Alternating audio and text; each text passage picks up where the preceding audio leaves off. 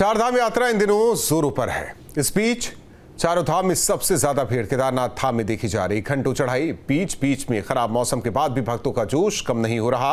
लाखों भक्त अब तक बाबा केदार के दर्शन कर चुके हैं। अगर आप भी केदारनाथ धाम जाने का प्लान बना रहे हो और यात्रा मार्ग को लेकर कंफ्यूज हो रहे हो तो परेशान होने की जरूरत नहीं। हम आपको बताएंगे आखिर कैसे केदारनाथ धाम पहुंचे और कैसे करें अपने आराध्य के दर्शन।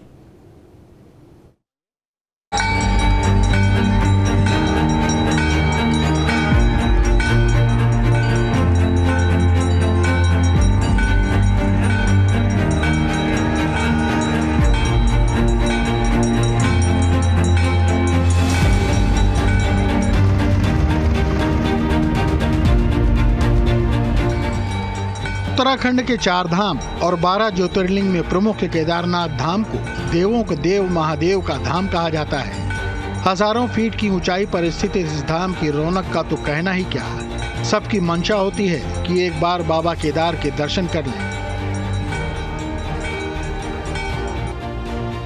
केदारनाथ जाने के लिए हरिद्वार, ऋषिकेश या फिर गंगोत्री यमुनोत्री धाम से सोनप्रयाग पहुंचना होता है। केदारनाथ पहुंचने के लिए यात्रियों को पर्वतीय मार्ग से गुजरना पड़ता है। केदारनाथ के रास्ते पहले कठिन बताए जाते थे, लेकिन अब सरकार ने यहां पक्की सड़कों का निर्माण करवा दिया है। हालांकि सिंगल रोड होने की वजह से थोड़ी सावधानी जरूर बरतनी पड़ती है।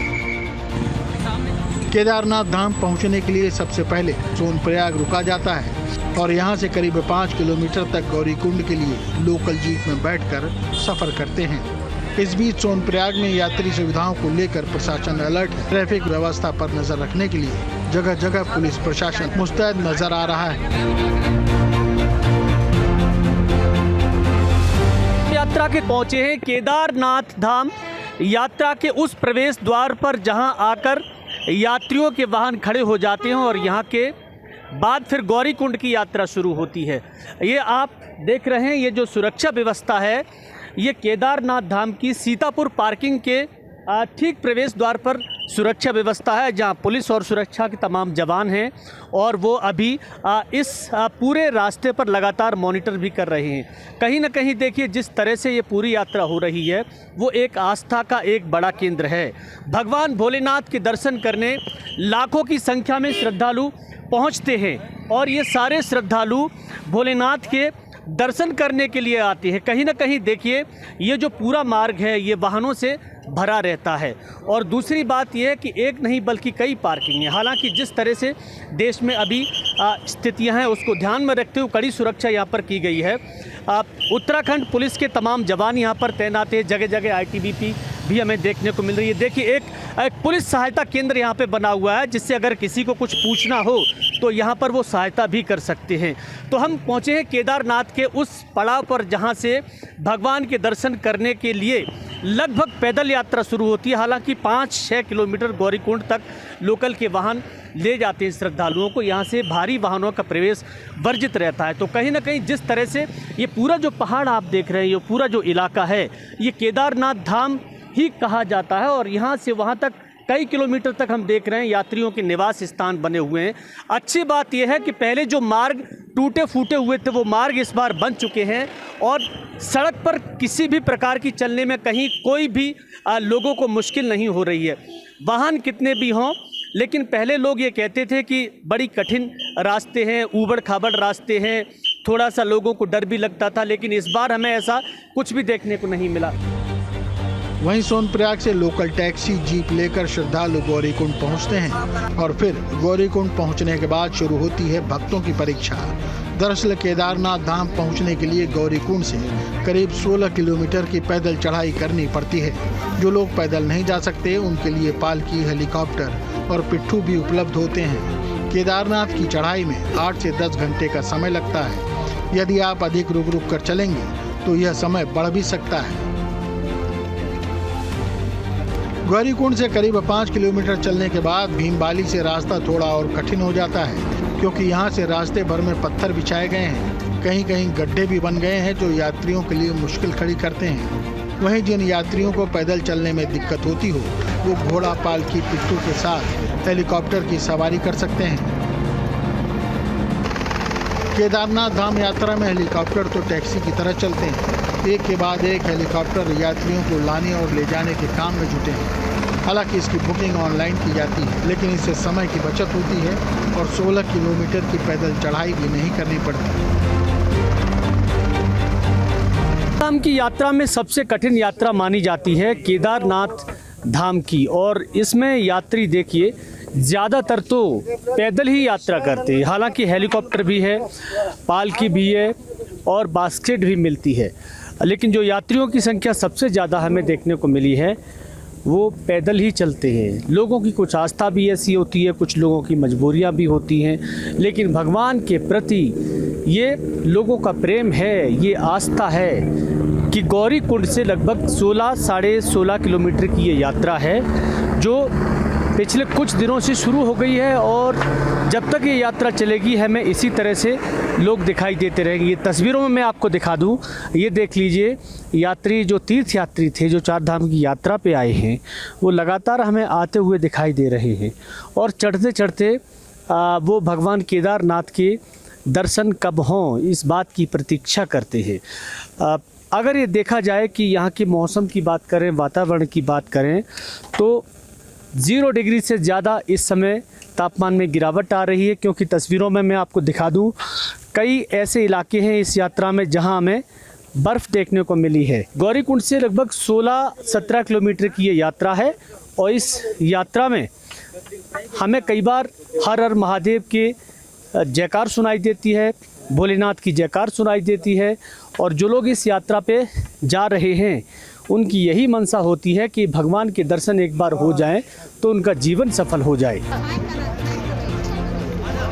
वहीं इतनी बड़ी और कठिन चढ़ाई पूरी करने के बाद जैसे ही केदारनाथ धाम पहुंचने पर भक्तों को भगवान केदारनाथ का मंदिर नजर आता है, मानो पूरे शरीर में ऊर्जा दौड़ने लगती है, मन में उत्साह भर जाता है और बस इंतजार रहता है तो उस पल का जब अपने आराध्य से मिलकर उनका दर्शन हो सके।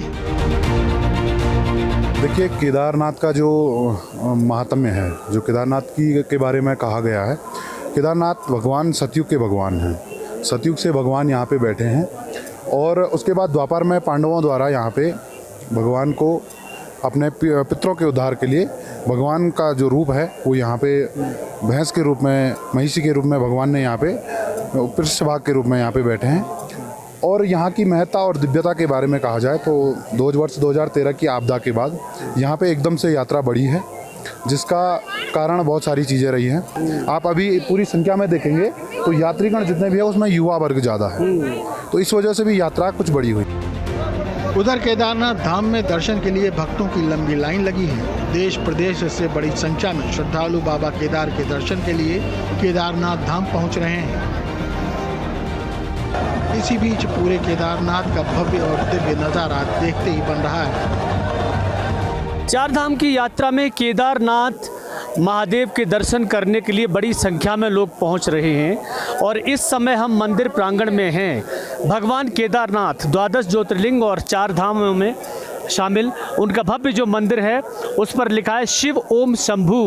भव्य तरीके से मंदिर सजा हुआ है फूलों से, आप उनका ध्वज धर्म ध्वजा लहरा है ऊपर। अगर मैं आपको बताऊं तो देखिए जो कलश है पूरा, उस कलश के ऊपर एक सफ़ेद धर्म ध्वजा लहरा रहा है जिस पे लिखा है ओम, और उसके नीचे विराजमान है भोलेनाथ। भोलेनाथ के दर्शन करने के लिए इस समय जो लंबी लंबी कतारें आप देख रहे हैं, ये वो श्रद्धालु हैं जो केदारनाथ धाम पर लगभग 20 किलोमीटर की चढ़ाई करके आए हैं। हालांकि वो बात अलग है कि हेलीकॉप्टर भी चल रहे हैं, लेकिन ये तमाम श्रद्धालु देश के अलग अलग कोने से आए हैं। मैं इनसे बात करने की कोशिश करूंगा और बताऊंगा कि इनके मन में क्या था केदारनाथ के दर्शन करने के लिए, क्योंकि इतने बड़े श्रद्धालु इतना तप करके आते हैं, कठिन चढ़ाई चढ़ के आते हैं, तो इनके मन में कुछ तो होगा। कहाँ से आए हैं? कहाँ से आए? भोपाल से। पहली बार आए? पहली बार आए। कितनी चढ़ाई करके आए? नीचे से ऊपर तक ही आए हैं, सिर्फ 2 किलोमीटर। कितने घंटे लगे आपको आने में? 6 बजे से लेके शाम को 7 बज गए। आप भी 4 धाम की यात्रा बाकी और 2 धाम कराए?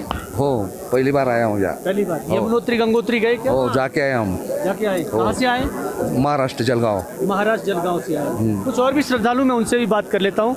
देखिए अब युवा भी आते हैं। आप लोग कहाँ से आए?